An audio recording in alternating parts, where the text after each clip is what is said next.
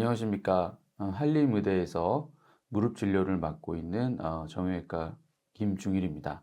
저는 오늘 무릎에 생긴 퇴행성 관절염의 진단과 치료에 대해서 여러 가지 것들을 좀 알려드리고자 이 자리에 왔습니다.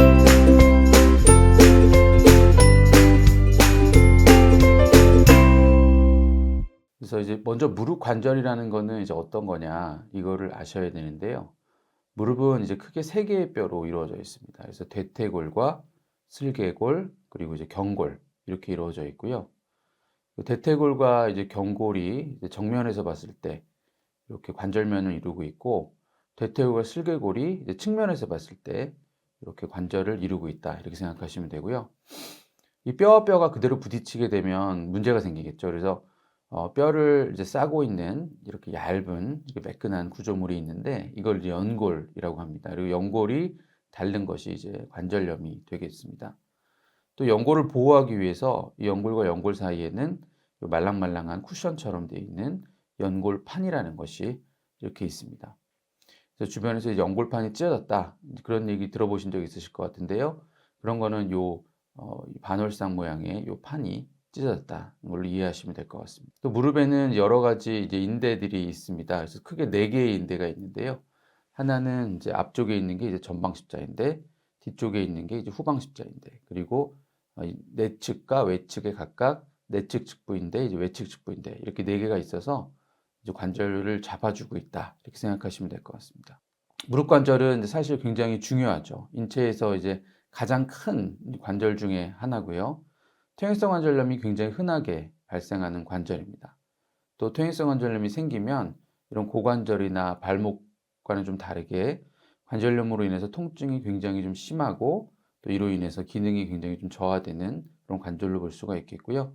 그렇기 때문에 이제 관절염으로 인해서 수술까지 가는 경우가 이제 가장 많은 그런 관절이 되겠습니다. 무릎이 아픈 환자들이 사실 굉장히 많죠. 그래서 이렇게 많이 아픈 이유는 무릎 자체가 굉장히 좀 불안정한 모습으로 되어 있습니다. 그래서 우리가 고관절을 보면은 볼 앤 소켓 관절이라 그래서 이렇게 딱 아구가 맞는 굉장히 스테이블한 이런 모양을 보이는데 반해서, 무릎 관절은 평편한 이제 아래쪽 뼈인 경골 위에 동그란 위쪽 뼈인 대퇴골이 올라와서 이렇게 약간 어떻게 보면은 조금 불안정한 이런 모양을 보입니다. 그렇기 때문에 아까 방금 전에 말씀드렸던 그런 네 개의 인대들, 전방, 후방 십자인대, 내측, 외측 측부인대가 중요한 역할을 하는 거죠. 근데 또 하나의 이제 원인은 이제 스포츠 인구가 굉장히 증가되고 있는데, 주로 이제 다치게 되는 게 뭐 넘어져서 손목이 다친다거나 그런 경우도 있지만, 대개 이제 땅에는 다리가 이제 맞닿고 있기 때문에 다리 손상이 굉장히 많고, 그 중에서도 사실 무릎이 그 중간 부분에 있기 때문에 굉장히 손상이 쉽게 일어날 수 있는 구조입니다. 또 아까 말씀드렸지만 이제 퇴행성 관절염이 굉장히 흔하다, 그리고 그로 인해서 통증이 오는 경우가 많다, 이렇게 말씀을 드렸는데 평균 수명이 굉장히 연장이 됐죠. 이제 80세가 넘기 때문에 대부분의 이제 퇴행성 그런 변화들이 여러 관절에 생기지만 무릎에서도 그렇겠죠. 그래서 이런 걸로 인한 통증이 굉장히 많습니다. 또 동양인들이 또 특유의 생활 습관이 있죠. 쪼그리고 앉고 양반다리 하고, 이런 것들이 무릎에는 아까 보여드렸던 그 뼈와 뼈 사이에 있는 그 연골판이라는 그 말랑말랑한 구조물을 굉장히 쉽게 손상이 됩니다. 연골판이 손상이 되면은 당연히 그 위에는 연골도 닳고, 그러면서 관절염이 생기기 때문에 무릎이 아픈 환자가 상당히 많죠. 퇴행성 관절염이라는 것은 쉽게 얘기하면 아까 말씀드렸던 그 연골이 닳는 것을 이야기합니다. 연골이 닳으면서 통증도 오고 무릎이 붓기도 하고 또 오다리 변형 같은 그런 변형 같은 것들이 생기게 되는 거죠. 그래서 관절염이 뭡니까? 이렇게 물어보면 연골이 닳는 거다, 이렇게 이해하시면 될 것 같습니다. 그러면 어떤 위험 요인들이 있을까요? 여러 가지 원인이 있습니다. 일단은 나이가 있겠죠. 나이가 들면 노화에 의해서 연골 자체가 손상이 되고 그로 인해서 관절염이 생긴다, 잘 알려져 있고요. 또 남자 여자를 나눠서 보면은 여자에 굉장히 많습니다. 그거는 이제 호르몬의 변화 때문인데요. 우리가 여성 호르몬인 에스트로겐이 연골이나 이제 뼈를 보호하는 그런 역할을 하는데, 이 폐경이 되면서 에스트로겐이 없어지게 되면 당연히 관절염이 잘 생기게 됩니다. 또 근력도 영향을 미칠 수가 있어요. 왜냐하면 무릎 주변에 근력이 좋으면 무릎으로 가는 하중을 적절히 분산시키면서 할 수가 있는데 여성들의 경우에는 근력이 약하기 때문에 체중이 그대로 관절면에 전해지고 그로 인해 연골 손상이 일어날 가능성이 좀 더 많은 겁니다. 또 하나는 이제 비만이죠. 이거는 이제 관절염이 생길 수 있는 원인인자이기도 하고 또 일단 생기게 되면 빠르게 진행하는 위험인자이기도 합니다. 그 이유는 당연히 무릎이 하중을 받고 있기 때문에 더 많은 하중이 가해지면 가해질수록 훨씬 더 관절염이 생길 수가 있는 거죠. 또 하나는 이제 외상. 아까 말씀드렸던 연골판 같은 것들이 스포츠 손상 같은 게 많아지면서 쉽게 손상이 되고 그로 인해서 2차적인 관절염 많이 생기게 됩니다. 또 연골 자체에 손상을 없는 경우도 연골판보다는 드물긴 하지만 이런 경우에도 이제 당연히 관절염이 생길 수가 있겠습니다. 또 하나는 이제 잘못된 생활 습관들, 무릎을 꿇는다든가 쪼그리고 앉는다든가 이런 것들이 무릎에 굉장히 하중을 높이고요. 또 선천적으로 오다리가 있는 경우에는 안쪽에 굉장히 많은 하중이 가해지면서 안쪽에 관절염이 생길 가능성이 많습니다. 또 유전적 요인도 원인이 될 수 있어요. 그래서 가족분들 중에 관절염으로 고생했다 이런 분들이 있으면 본인도 유전적으로 관절염이 생길 가능성이 그렇지 않은 사람들에 비해서는 많다 이렇게 생각하시면 될 것 같습니다. 또 이제 근력 약화 아까 말씀드렸지만 근력이 약하면 관절로 가는 하중을 적절히 배분하지 못해서 관절염이 쉽게 생기게 됩니다. 퇴행성 관절염이 굉장히 흔한 거는 잘 알고 계실 겁니다. 그래서 50세 이상 대한민국 성인 남녀를 대상으로 조사를 해봤을 때 여자는 45% 정도가 있습니다. 남자는 25%. 그리고 관절염 환자분 중에 통증이 있는 경우는 사실 관절염이라고 해서 다 아픈 게 아니거든요. 그래서 남자의 경우에는 23%, 여자의 경우는 44%. 그래서 일단 여성이 훨씬 더 많은 걸 알 수가 있고요. 여성의 경우에는 50대 되면 거의 50% 가까이 이제 관절염이 있는 것이고, 일단 생겼다고 해도 여성에서 조금 더 통증이 심한 것으로 되어 있습니다. 여성분들이 조금 더 조심을 하셔야 되는 거죠. 이 관절염의 증상은 대개 이제 앉았다 일어날 때, 또 계단, 또 다닐 때, 평지 보행할 때 통증이 오고요. 대부분 이제 써서 아픈 경우가 많아요. 그래서 일상생활 후에는 악화가 되고 쉬면은 이제 완화가 되고요. 또 관절염이 진행하게 되면 이제 그런데 휴식 시에도 아픈 경우들이 생깁니다. 그리고 대부분의 경우에는 무릎 안쪽 통증을 호소하는 경우가 많고요. 이제 간혹 이제 앞쪽에 이제 계단 다니거나 쪼그리고 앉았다 일어날 때 앞쪽 통증을 느끼시는 경우도 있습니다.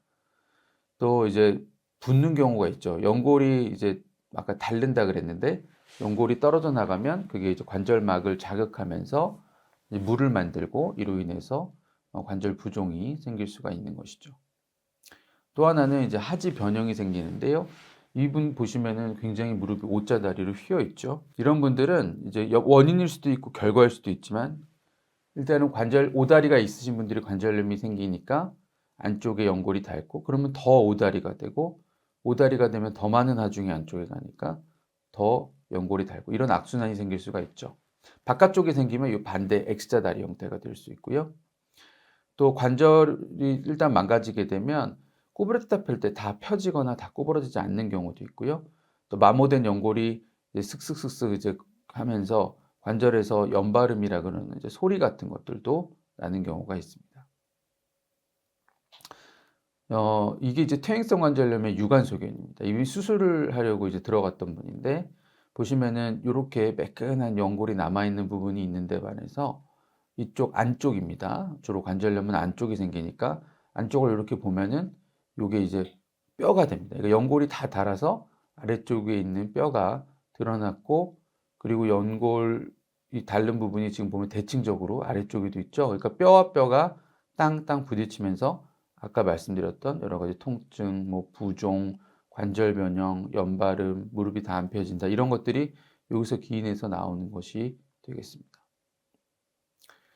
근데 사실은 다리가 아프다 또는 무릎 주변이 아프다고 해서 다 퇴행성 관절염은 아니에요. 이거 굉장히 많은 오해를 가지고 외래를 오시는 경우가 많은데요. 척추 질환의 경우에도 이게 다리로 가는 신경이 허리에서 나오고 이게 이제 무릎 뒤쪽 또 옆쪽 이런 데를 다 지나가기 때문에 이런 데서 오는 통증도 이제 무릎이 아프다, 무릎이 안 좋은가 보다 이렇게 느끼는 경우가 있습니다. 하지만 대부분 척추 질환 같은 경우에는 무릎 뒤쪽이 아픈 경우가 많고 되게 우리가 무릎 안쪽이나 앞쪽뿐만 아니라 뒤쪽이면서 거기만 아픈 게 아니라 허벅지나 종아리까지 약간 당기고 그리고 저린 통증으로 오는 경우가 많아요.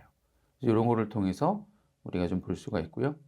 또 하나 무릎 주변이 무겁고 통증이 오고 자꾸 붓는 것 같고 이런 것들도 각 정맥 질환일 가능성도 있습니다. 그래서 정맥이라는 거는 이제 뭐냐면 심장에서 피를 짜면은 다리 아래까지 쭉 내려왔다가 이제 위로 올라가는데 이게 이제 올라가는 길이 정맥인 거죠. 근데 여기 판막 같은 데 이상이 생기면 이 피가 자꾸 정체되면서 이 무릎 뒤쪽 또는 앞쪽 또는 종아리 이런 데가 좀 붓고 발등도 붓고요.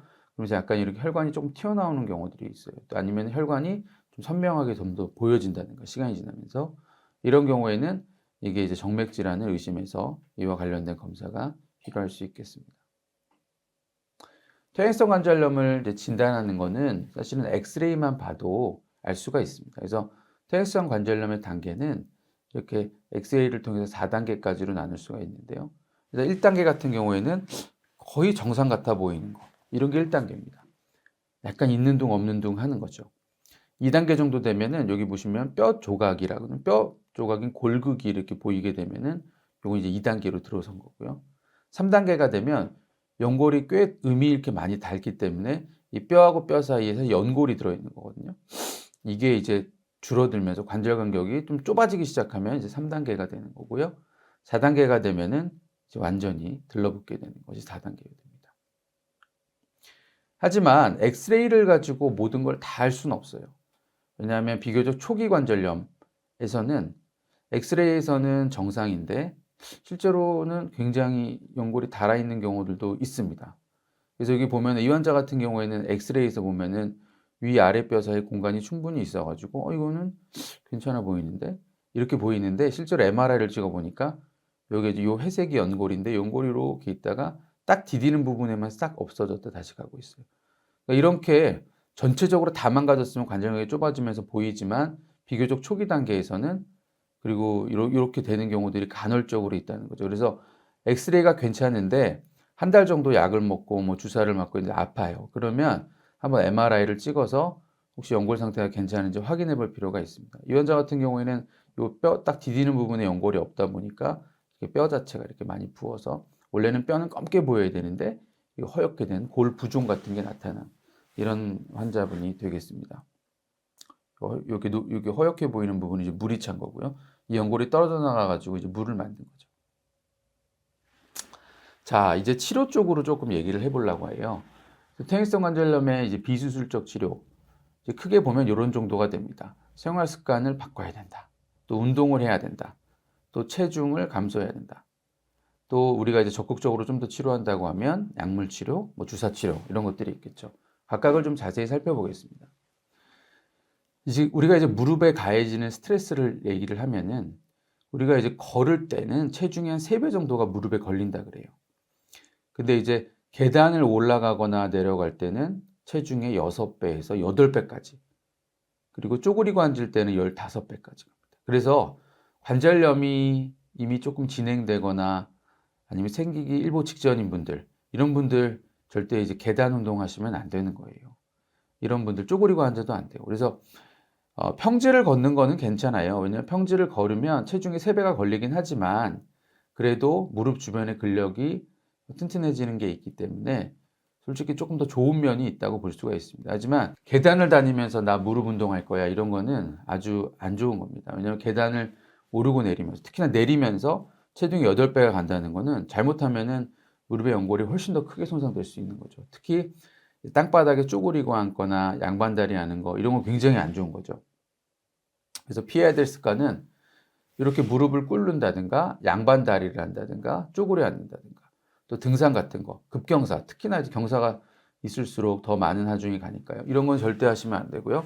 계단 오르내리기도 아까 말씀드렸지만은 우리가 아주 뭐 건강하신 분들은 해도 괜찮지만 연골 손상이 일단 진행이 되신 분들은 이렇게 내려가는 거 특히 안 좋습니다. 그래서 이런 운동은 안 하시는 것을 추천을 하고요. 운동을 그럼 뭘 해야 되냐? 일단은 뭐 스트레칭 하셔야 되고요. 전신 운동으로는 평지 걷기를 굉장히 많이 추천하고요. 또 수영이나 아크로빅처럼 이제 체중을 받지 않고 물에서 부력을 이용해서 쉽게 할 수 있는 이런 운동을 추천하고, 또 자전거도 그렇습니다. 자전거도 체중을 받지 않고 무릎 주변에 근력 운동을 할 수 있는 거죠. 하지만 굉장히 중요한 거는 이 자전거를 탈 때는 안장을 많이 높여서 무릎을 많이 쪼그리는 자세처럼 되지 않게 하는 게 굉장히 중요하고요. 또 하나는 이제 근력 운동, 대퇴사두근 강화 운동이라 그래서 누워가지고 다리를 들었다 내렸다 하면서 이 대퇴사두근을 강화하는 운동을 하시는 것이 굉장히 도움이 됩니다. 약물 치료는요, 이제 크게 보면 한 세 가지 정도의 약을 쓸 수가 있는데, 하나는 이제 아스타미노펜, 타이레놀이라고 부르는 거죠. 이거 경증 통증에서 사용할 수가 있고, 그렇지만은 이게 너무 많이 복용할 경우에는 이제 간이 안 좋아질 가능성이 있습니다. 또 하나는 이제 엔세이드라고 부르는 비스테로이드성 소염 진통제고, 대부분 이제 이거를 사용하게 되는데, 문제는 이게 위장 장애가 발생할 가능성이 있습니다. 그래서 위염이 생기는 경우들도 있고, 위염까지는 아닌데 뭐 속이 좀 더부룩하다 그러시는 분들도 있고, 그래서 이런 증상이 있는 경우에는 약을 좀 줄이거나 끊거나 해야 되는 거고요.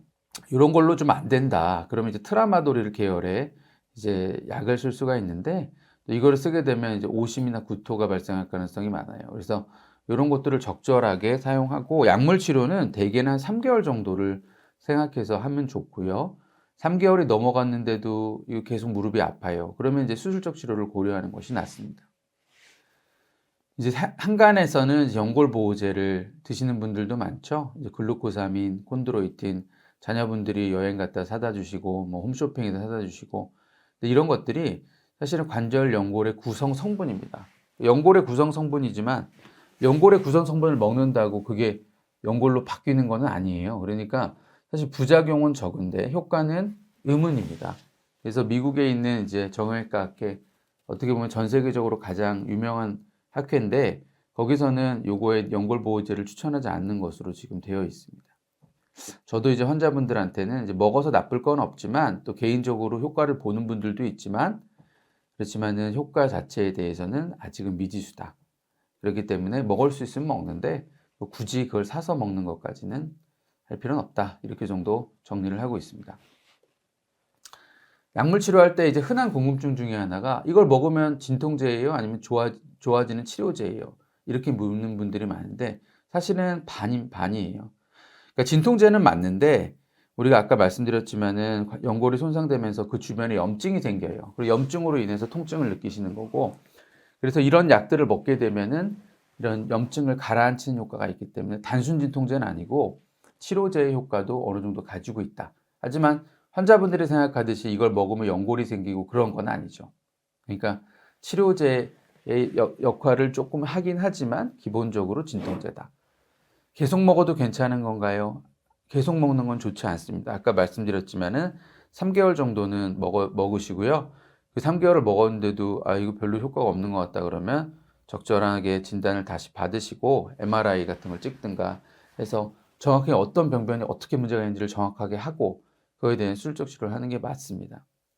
오래 먹으면 살찐다던데, 사실은 이제 이 진통제나 이제 이런 걸 먹는다고 해서 살이 찌는 건 아니에요. 근데 이제 먹으면 좀 얼굴이 붓는 경우가 있어서 그렇게 느끼시는 건 또 있고요. 또 대부분 이런 관절염이 심한 분들은 운동을 제대로 못 해가지고 걷지를 못하시니까 그런 면에서 살이 찌는 경우로 오인하는 경우들도 있어요. 또 먹으면 속이 쓰리고 얼굴이 부어요. 그럴 수 있습니다. 또 어지러운 경우도 있고, 이런 것들이 나타나면 약이 안 맞는 거예요. 그래서 약을 끊거나 다른 약으로 변경하거나 아니면 주사 치료로 넘어간다든가, 이렇게 좀 다른 여러 가지 전략을 세우셔야 됩니다. 주사요법은 두 가지가 있는데, 우리가 연골주사 하는 게 사실은 이름이 하이알루론산이라는 연골의 구성 성분을 맞는 겁니다. 이거는 윤활 역할도 하고 충격도 흡수하고, 약간 이게 부피감이 있고 들어가면은 약간 매끈매끈하고, 그렇기 때문에 무릎 사이에 이제 약간 윤활 역할을 해서 쉽게 구부렸다 폈다가 좀 잘 되고, 또 디뎠을 때 조금 덜 아프고 그런 경우가 있어요. 그래서 약물 치료를 효과가 부족한 경우에는 사용을 할 수가 있고요. 비교적 안전합니다. 대개는 6개월에 한 번 정도 사용을 하는 것이 맞고요. 이에 반해서 이제 뼈 주사 같은 경우에는 이제 스테로이드 주사라고 이제 이야기를 하는 건데, 이게 맞으면 굉장히 좋죠. 왜냐하면 국소적으로 염증 반응을 확 가라앉히기 때문에 통증이 확 좋아집니다. 하지만 이게 부작용이 생길 가능성이 있어요. 특히나 염증이 이제 심해져서 감염이 되는 경우들도 있기 때문에 이런 것에 조금 주의를 해야 되고, 특히 당뇨 환자분들, 이런 분들은 혈당 조절을 한 2주 정도 안 되는 경우가 있습니다. 그렇기 때문에 이런 당뇨가 있으신 분들은 이런 스테로이드 주사는 맞으시면 안 되고요. 아까 말씀드렸던 그 하이알루론산 주사보다는 감염 가능성이 있기 때문에 훨씬 더 주의를 기울여야 되고 조심해서 사용을 해야 되는 그런 주사다라고 이야기를 할 수가 있겠습니다. 주사 치료에서 많이 물어보시는 게 뼈에다 맞으면 큰일 났는데 진짜 뼈에다 놓나요? 왜 뼈 주사죠? 그게 아니에요. 뼈 주사라고 해서 뼈에다 놓으면 안 되죠. 그 관절 안에 들어가는 건데 이름을 그냥 그렇게 붙인 거고요. 그래서 뼈가 이제 뼈에 넣는 건 아닌데, 뼈를 맞으면 뼈가 녹나요? 이게 이제 문제가 되는데, 뼈 주사가 스테로이드 주사를 많이 맞게 되면 뼈가 녹는다기보다는 연골 자체에 손상이 갑니다. 그렇기 때문에 우리가 최소 3개월, 일반적으로는 6개월 정도의 간격을 두고 우리가 주사를 맞는 게 좋고요. 그렇기 때문에 안 아프니까 한 번 더 놔주세요 이렇게 하면 안 되고 간격을 떼야 되는 거고요. 주사 아주 일시적인 거는 맞지만 일단 최대한 수술적 치료가 안 되는 선에서 여러 가지 치료를 해보고 안 되면 수술해야 되는 거니까 일시적이라고 해도 일단 맞아보고 효과를 보고, 어떤 분의 경우에는 뭐 맞았을 때 거의 한 6개월이나 1년 그 이상도 안 아프신 분들도 있기 때문에 한번 의사가 권유를 하면 맞으시는 건 좋은데 너무 자주 맞는 건 피한다 이렇게 생각하시면 될 것 같아요. 수술적 치료는 사실은 굉장히 여러 개가 있습니다. 크게 보면은 관절경으로 하는 수술, 또 뼈를 갖다가 교정하는 절골술, 인공관절 이렇게 나눠지게 되는데요. 관절경 수술은 이런 거예요. 이렇게 무릎에 구멍을 뚫고 카메라가 들어가고 기구가 들어가서 이렇게 안에 있는 거를 수술을 하는데, 수술 시간이 짧죠. 대부분 30분 내외의 수술이고, 이렇게 열어서 하는 수술이 아니기 때문에 회복이 굉장히 빠릅니다. 하지만 모든 분들이 할 수 있는 건 아니고, 비교적 젊으면서 연골판만 살짝 찢어졌다든가, 연골만 조금 손상이 됐다든가, 특히나 다리 모양이 괜찮은 경우에 아주 선별적으로 시행을 할 수가 있고요. 이런 겁니다. 이런 분은 지금 뼈하고 뼈 사이에 이게 연골판이라고 부르는 부분이 원래는 아주 매끈해야 되는데 이렇게 찢어진 거예요. 너덜너덜 찢어져. 이런 것들이 이제 문제를 일으키면은 카메라가 한쪽에서 들어가고 한쪽에서는 이렇게 꼬챙이 같은 게 들어가서 이걸 정리를 해서 깔끔하게 이렇게 정리를 하는 거죠. 그렇게 되면 이렇게 요로로 인해서 통증이 있었던 것이 이제 없어지는 그런 결과가 오는 거고요.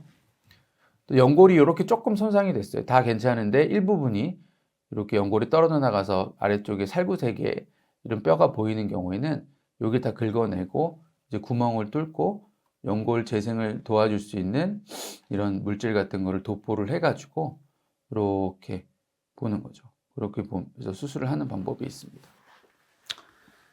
절골술이라는 거는 이제 오다리 변형, 우다리를 사실은 관절염에서 뗄 수가 없어요. 대부분 안쪽 관절염이 있고 오다리 변형이 되어 있고, 대부분 바깥쪽은 좀 깨끗하고 이런 경우가 많아요. 그러면 안쪽으로 되어 있는 하중으로 가는 거를 우리가 뼈를 갖다 일부러 부러뜨려 가지고 다시 교정을 해서 체중이 바깥쪽으로 가게 만들어 놓는 거죠. 비교적 젊은 60세 이하의 환자에서 추후 인공관절 수술이 필요할 수는 있지만은 그래도 젊은 나이에 인공관절하는 거를 막기 위해서 하는 거고요. 이런 겁니다. 이 환자들 보면은 안쪽에만 관절염이 있고 바깥쪽은 괜찮고, 다리는 이런 고관절 발목까지 선을 그었을 때 중심이 아니라 안쪽으로 가는 내반 변형, 오다리 변형이 있어요. 그러면 여기가 연골이 없고 또 체중도 일로 지나가니까 아프잖아요. 그럼 요거를 뼈를 갖다가 여기를 부러뜨려 가지고 요거를 약간 X자 다리처럼 만들어서 이제 체중 부하선을 그었을 때 무릎보다 살짝 바깥쪽을 지나가게 만듭니다. 그러면 어떻게 되겠어요? 이 안쪽으로 지나가는 게 아니라 바깥쪽으로 지나가니까 당연히 안쪽 통증이 좀 없어지겠죠. 이런 효과를 노리는 겁니다. 인공관절 수술은 이제 이것저것 해도 아무것도 안 될 때 하는 수술이에요. 그래서 안쪽뿐만이 아니라 바깥쪽도 닳고 변형도 심하고 이랬을 때 이렇게 인공관절을 집어넣으면 우리가 이빨이 썩었을 때 이제 그 이빨 위에다 금리를 씌워서 치료하듯이 연골이 다 닳아서 인공관절 모양에 맞춰서 뼈를 갖다가 잘라놓고 인공관절을 씌워주는 수술이 되는 거죠. 수술은 이제 전체를 다 바꾸는 전치환술과 부분만 바꾸는 이제 부분치환술로 나눌 수가 있습니다. 부분치환술은 이런 겁니다. 이 안쪽만 안 좋은 경우에 이렇게 안쪽만 교정을 하는 거죠. 그러니까 당연히 이 전체를 다 바꾸는 전체 치환술에 비해서는 수술도 조금 째고 피도 좀 덜 나고 확실히 덜 아프니까 일상성으로 복귀도 좀 빠르고, 하지만 한쪽만 침범을 해야 되고 관절 운동도 잘 되고 변형이 적은 이런 경우에만 선별적으로 할 수 있는 것이고요. 그렇지 않다 그러면 이렇게 다 바꾸는 전체 인공관절을 하셔야 돼요. 전체 인공관절의 수명이 최근에 굉장히 많이 늘어났습니다. 예전에는 10년 정도를 바라보고 수술을 했기 때문에 우리가 10년 뒤면 재수술해야 되니까 굉장히 늦추는데, 최근에는 20에서 25년 정도를 바라보고 있기 때문에 우리가 이상적으로 한 65세가 넘어갔는데 많이 아프다 그러면은 수술을 하시면 됩니다. 그래서 이런 거죠. 이렇게 안쪽, 바깥쪽 다 아프고 변형도 심해서, 이분은 지금 보면 고관절에서 발목까지 선을 그었을 때 이 선이 무릎 바깥쪽으로 나가버렸잖아요. 굉장히 오다리 변형이 심한 겁니다. 인공관절 수술을 하게 되면 다리 모양도 아주 똑바라지고, 이런 안쪽이나 바깥쪽에 달았던 이제 연골을 이 금속이 이제 대체를 하기 때문에 통증이 이제 없어지는 거죠. 인공관절 수술의 흔한 궁금증은 수술하면 오래 못 걷는다는데 무릎이 안 구부러진다는 게 있는데, 사실 이분들 보면은 수술한 지 5일 됐는데 어떠세요? 이게 지금 거의 한 120도까지 쑥 구부러집니다. 이분이 이제 한두 달 지나면 다 구부러지겠죠. 그래서 그런 거는 예전에 가지셨던 그런 편견이라고 생각하시면 되고요. 못 걷는다고 생각하시는 분들 많지만, 이분 지금 보면 수술 전에는 이렇게 무릎이 휘고 굉장히 어쭈어쭈 걸었는데 지금 어때요? 무릎이 아주 똑바르고, 2주째 퇴원하면서 외래에서 찍은 사진, 다리가 아주 똑바르고 잘 걸어요. 그래서 못 걷고 안 구부러지고 이런 거는 편견입니다. 그래서 인공관절 수술은 대개는 뭐 척추 마취, 하반신 마취를 하고 수술 시간 1시간 반, 대개 1주나 2주 정도면 퇴원이 가능하고 독립보행이 되고요. 평균적으로 퇴원할 때 한 120주 정도 돼서 나가는 경우가 있고요. 그래서 결과가 굉장히 좋은 수술이다. 그렇지만 수술하고 나서 예전에 무릎이 안 좋아졌던 그런 습관들, 쪼그리고 앉았다든가 양반다리 했다든가 이런 거는 안 하는 게 좋은 거고, 수술 후 한 달 정도는 보행기를 사용해서 넘어지지 않게 조심하시는 게 좋고요. 그리고 음주나 흡연 같은 거는 이제 안 하시는 게 좋겠죠. 그런 정도만 생각한다 그러면 사실은 거의 반영구적이라고 할 정도로 결과가 많이 좋아진 수술이 되겠습니다. 네, 경청해 주셔서 감사하고요. 아무튼 이런 강의가 여러분들에게 조금은 도움이 되셨으면 좋겠습니다. 감사합니다.